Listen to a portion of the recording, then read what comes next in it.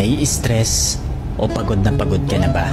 Gusto ko lang ipaalala sa'yo na kahit gaano ka ka-stress ngayon, wag na wag kang sumuko sa mga pangarap mo. Kailangan mong tandaan parati na magtiwala ka sa progress na nangyayari sa buhay mo. Kahit alam ko na minsan sobrang hirap at sobrang nakakapagod na din talaga. Magtiwala ka sa kakayahan mo. Ang dami mo nang nalagpasan na mga malalaking problema dati. Ngayon ka pa ba susuko?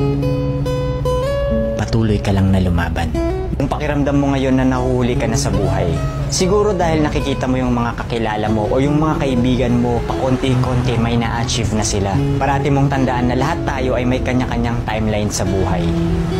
Hindi ka nahuhuli at hindi ka rin naman nauuna.